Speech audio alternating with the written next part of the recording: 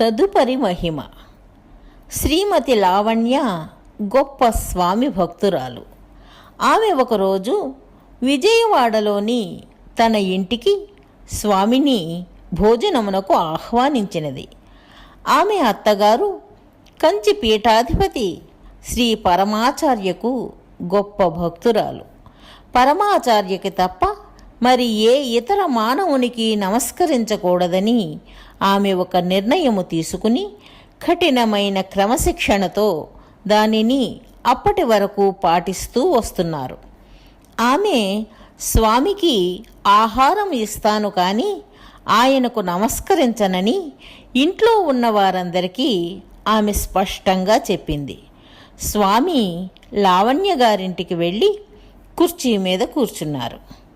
కుటుంబ సభ్యులందరూ స్వామి వచ్చినప్పుడు స్వామికి లేచి నిలబడి నమస్కరించినా కూడా ఆమె అత్తగారు తన కుటుంబ సభ్యులకు ముందు చెప్పిన విధముగా నిలబడకుండా కుర్చీ మీద కూర్చునే ఉన్నారు.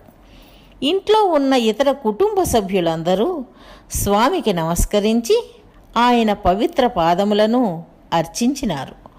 కుటుంబ సభ్యులందరూ స్వామికి నమస్కారములు ముగించినప్పుడు ఆమె స్వామి వైపు ఒకసారి యథాలాపముగా చూసినది.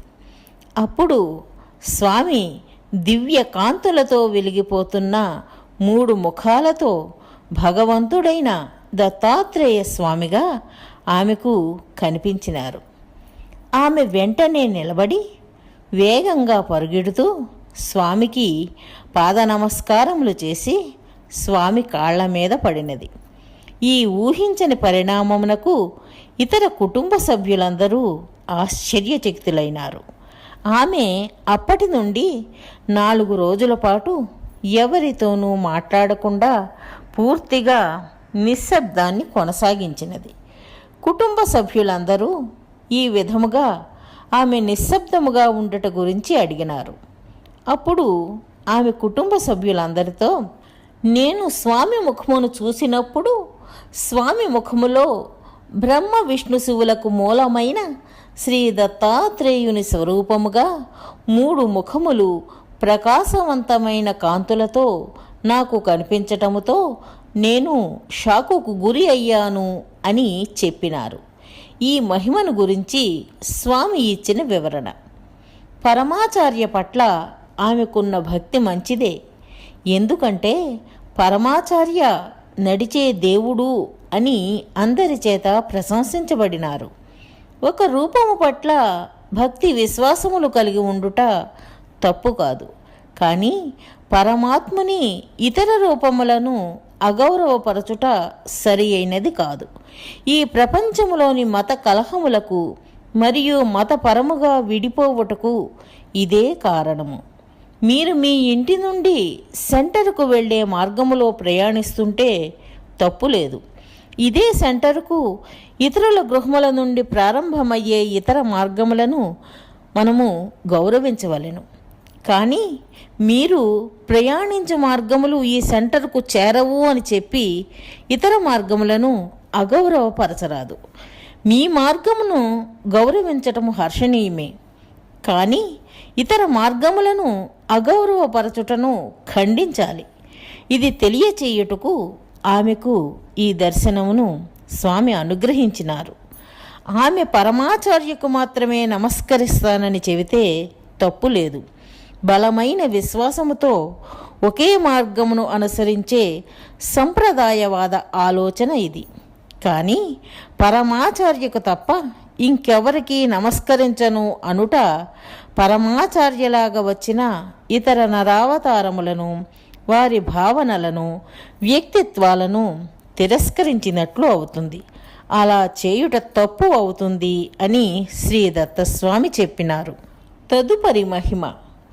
ఒకసారి భక్తులందరూ స్వామిని గుంటూరులో దత్తావతారముగా భావించబడు విశ్వంజీ గారి ఆశ్రమమునకు తీసుకువెళ్ళినారు. తదుపరి స్వామి భక్తులందరినీ వెనక్కి వెళ్ళిపోమ్మని కోరినారు. విశ్వంజీ శ్రీ దత్తస్వామిని విలువైన కాశ్మీరు శాలువాతో సత్కరించి గౌరవించినారు. ఆ తరువాత స్వామికి భిక్ష ఇవ్వాలని నిర్ణయించి, భిక్ష అనగా గొప్ప సాధువులకు భక్తి ప్రపత్తులతో అందించే ఆహారము. స్వామిని తన సోదరుడైన విద్యాసాగర శర్మగారి ఇంటికి తీసుకెళ్లమని విశ్వంజీ గారు తన శిష్యునితో చెప్పినారు. ఒక విధముగా సరైన సమాచార లోపముతో శర్మగారు భిక్ష అనే పదమును ఒక పేద బిచ్చగాడికి ఇచ్చే ఆహారముగా పొరపాటుగా అర్థం చేసుకున్నారు. ఎందుకనగా భిక్ష అను పదమునకు పైన వివరించిన 2 అర్థములు ఉండుట వలన ఇట్లు అపార్థము చేసుకొనినారు. స్వామి ధరించిన చిరిగిన దుస్తులను చూసి స్వామిని నిజమైన పేద బిచ్చగానిగా భావించి శర్మగారు స్వామిని ఇంటి ప్రహారీ గోడ లోపల ఉన్న ఒక రాతి మీద కూర్చొనమని చెప్పినారు. శర్మగారు శ్రీ దత్తాత్రేయ స్వామికి పరమభక్తుడు.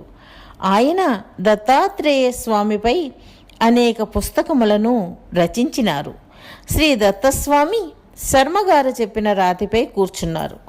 నిత్య పూజా విధిలో భాగముగా శర్మగారు స్నానాదులను ముగించి పూజ చేయుటకు, పుష్పములను సేకరించుటకు అటుగా ఇంటి బయటకు వచ్చినారు. శర్మగారు అన్ని రకముల పువ్వులను పెద్ద బుట్టలో సేకరించి తన ఇంటిలోనికి వెళ్ళుటకు స్వామి కూర్చున్న వైపునకు తిరిగినారు. శర్మగారు స్వామి వైపు యథాలాపముగా ఒకసారి చూసినారు. అప్పుడు శర్మగారికి స్వామి దివ్య తేజస్సుతో వెలిగిపోవచున్న శ్రీ దత్తాత్రేయ స్వామిగా కనిపించినారు. శర్మగారు స్వామి వద్దకు పరిగెట్టుకుంటూ వెళ్ళి పూజ చేయుటకు సేకరించిన పువ్వులన్నింటినీ స్వామి తలపై కురిపించి అర్చించి స్వామి పాదపద్మములకు నమస్కరించినారు. అంతేకాక తన కుటుంబ సభ్యులందరితో స్వామికి నమస్కరింపచేసి స్వామిని ఇంటిలోనికి తీసుకువెళ్ళి గౌరవప్రదమైన రీతిలో సకల మర్యాదలతో భోజనమును ఏర్పాటు చేసి పూజించినారు. ఈ మహిమను గురించి స్వామి ఇలా వివరించినారు. శర్మగారు శ్రీ దత్తాత్రేయునికి పరమభక్తుడు. కానీ బాహ్య దుస్తుల కారణముగా శర్మగారు స్వామిని బిచ్చగానిగా తప్పుగా అర్థం చేసుకున్నారు. కానీ శ్రీ దత్తస్వామిలోని అంతఃస్వరూపము దుమ్ముతో కప్పబడి నేల మీద పడి ఉన్న ముత్యాల బంగారు గొలుసు వలె ఎల్లప్పుడూ ముఖ్యము మరియు విలువైనది. శ్రీ దత్తాత్రేయ స్వామి ఎల్లప్పుడూ ఉన్మత్తునిగా, మద్యపానలోలునిగా, వేశ్యాలోలునిగా అందరికీ కనపడుట వలన ఆయన బాహ్యమైన చేష్టలను చూసి కలుగు భ్రాంతి కారణముగా ఎప్పటికీ ఎవ్వరి చేత గుర్తించబడడు. శ్రీ దత్తాత్రేయ స్వామిని గురించి అనేక పుస్తకములను రచించిన పండితుడు మరియు పరమ భక్తుడైన శర్మగారే స్వామిని గుర్తించుట అను పరీక్షలో అపార్థము చేసుకుని తప్పుబాట పట్టించబడినారు.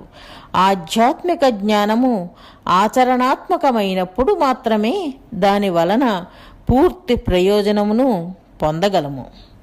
తదుపరి మహిమ. స్వామి శివానంద్ మహారాజ్జీ ఒకసారి విజయవాడ వచ్చినారు. మహారాజ్జీ శ్రీ నరసింహ సరస్వతి స్వామి వారికి ప్రత్యక్షముగా సేవలు చేసిన శిష్యునిగా పరిగణించబడతారు. ఆయన అనేక మహిమలు చేస్తూ ఉండేవారు. భారీ సంఖ్యలో భక్తులు కూడా ఆయనను సందర్శించేవారు. విజయవాడలోని భక్తులు శ్రీ దత్తస్వామిపై పూర్తి భక్తి విశ్వాసములను కలిగి ఉండేవారు కాదు. స్వామి నిజముగా శ్రీ దత్తాత్రేయుని నరావతారమా కాదా అను సందేహమును కలిగి ఉండేవారు. నిజము తెలుసుకొనవలెనను కుతూహలముతో భక్తులు స్వామిని మహారాజ్జీ వద్దకు తీసుకెళ్లాలని స్వామితో పాటు భక్తులందరూ మహారాజ్జీని సందర్శించేలాగా ఒక ప్రణాళికను ఏర్పాటు చేసినారు. వెంటనే మహారాజ్జీ వద్దకు వెళ్ళుటకు స్వామిని అభ్యర్థించినారు. మహారాజ్జీని కలుసుకొంటకు స్వామి నిరాకరించడంతో భక్తుల సందేహం మరింత బలపడినది. ఏదో విధముగా స్వామిని పదే పదే అభ్యర్థించి స్వామిని ఒప్పించి స్వామితో పాటు మహారాజ్జీని సందర్శించినారు. అటువంటి మహిమాన్వితమైన వ్యక్తిని చూచుటకు స్వామి తన భయమును భక్తుల ముందు పదే పదే వ్యక్తము చేయుట చూసి నిజము బయటకు వస్తుందని స్వామి భయపడుచున్నారను నిర్ధారణకు భక్తులు వచ్చినారు. భక్తులతో ఈ విధమైన ఆటలో పరమాత్మ అయిన శ్రీ దత్తాత్రేయ స్వామి ఎల్లప్పుడూ వినోదమును పొందుతూ ఉంటారు. స్వామిని చూసిన వెంటనే మహారాజ్జీ నిలబడి స్వామిని పెద్ద పూలమాలతో సత్కరించి దత్తాత్రేయుని దర్శించిన ఆనందము వలన వచ్చిన ఆనంద బాష్పములతో కన్నీటి పర్యంతమై జై జై దత్త, దత్తునకు జయము అని బిగ్గరగా అరుస్తూ శ్రీ దత్తస్వామి పాదార విందములకు నమస్కరించి అర్చించినారు. అంతేకాక మహారాజ్జీ తన భక్తులందరినీ శ్రీ దత్తస్వామి పాదములకు నమస్కరించి స్వామి ఆశీర్వాదమును పొందమని ఆదేశించినారు. మహారాజ్జీ శిష్యులతో పాటు సత్సంగమునకు వచ్చిన ఇతర భక్తులందరూ మహారాజ్జీ ఆదేశమును పాటించి శ్రీ దత్తస్వామి పాదములకు నమస్కరించినారు. ఈ హఠాత్ పరిణామంతో స్వామి భక్తులందరూ షాకుకు గురి అయ్యారు. శ్రీ దత్తస్వామి భక్తులందరికీ శ్రీ దత్తస్వామి సాక్షాత్తుగా దత్తాత్రేయుని వర్తమాన నరావతారమని చెప్పినారు. నా తల్లిగారు మహారాజ్జీని పూజించుటకు మా ఇంటికి విచ్చేయమని అభ్యర్థించినారు. అప్పుడు మహారాజ్జీ, మీ ఇంటిలోనే సాక్షాత్తుగా దత్తభగవానుడు ఉండగా నన్ను ఆహ్వానించుట ఏమిటి? ఇందులో ఏమి ప్రయోజనమున్నదని తిరిగి ప్రశ్నించినారు. ఆ రోజులలో స్వామి మా ఇంట్లో ఉండేవారు. మహారాజ్జీ అజయ్ గారితో, నువ్వు శ్రీ దత్తస్వామిలో శ్రీ దత్తాత్రేయ స్వామి అప్పుడప్పుడు వచ్చి వెళుతూ ఉంటారనుకుంటున్నావేమో. అలా అనుకుంటే నీవు బురదలో కాలు వేసినట్లే అని చెప్పినారు. దత్తప్రభువు ఎల్లప్పుడూ శ్రీ దత్తస్వామిలోనే ఉంటారు అని చెప్పినారు. అజయ్ గారు శ్రీ దత్తస్వామి ఆధ్యాత్మిక జ్ఞానము చెప్పుచున్నప్పుడు మాత్రమే స్వామిలో ఉంటారు, మిగిలిన సమయంలో ఉండరు అని అనుకునేవారు. ఇది కూడా ఆయనతో పాటు భక్తులందరికీ శ్రీ దత్తస్వామి కల్పించిన భ్రమ మాత్రమే. ఎందువలననగా స్వామి ఎల్లప్పుడూ జ్ఞానమును బోధించినప్పుడు మాత్రమే శ్రీ దత్తాత్రేయ స్వామి తనలో ఉంటారని చెబుతూ ఉండేవారు. మరుసటి రోజు మా ఇంటి దగ్గర ఉన్న శ్రీ షిరిడి సాయిబాబా వారి దేవాలయమునకు స్వామి నాతో అజయ్తో కలిసి వెళ్ళుట జరిగినది. అప్పటికే ఆ దేవాలయము మహారాజ్జీని దర్శించుటకు వచ్చిన జన సందోహముతో కిటకిటలాడుచున్నది. శ్రీ షిరిడి సాయిబాబా వారి దేవాలయములో స్వామి నాతో అజయ్తో కలిసి సాయిబాబా విగ్రహం వెనుక భాగంలో మహారాజ్జీకి కనపడకుండా నిలుచుని ఉన్నారు. స్వామి వచ్చారన్న విషయము మహారాజ్జీకి తెలియకుండా ఉండే విధముగా సాయిబాబా విగ్రహం వెనుక భాగంలో స్వామి దాగి ఉన్నారు. మహారాజ్జీ వెంటనే సాయిబాబా ఆలయాన్ని సందర్శించి బాబాగారి విగ్రహమునకు వెనుక ఉన్న శ్రీ దత్తస్వామి వైపునకు వెళ్ళి స్వామివారి పాదములకు నమస్కరించినారు. ఈ సంఘటనలన్నీ విజయవాడ భక్తులకు స్వామిపై ఉన్న భక్తి విశ్వాసములను ధృవీకరించేలా మరియు పెంపొందించుకునేలా చేశాయి. ఈ మహిమను గురించి స్వామి ఈ విధముగా వివరించారు.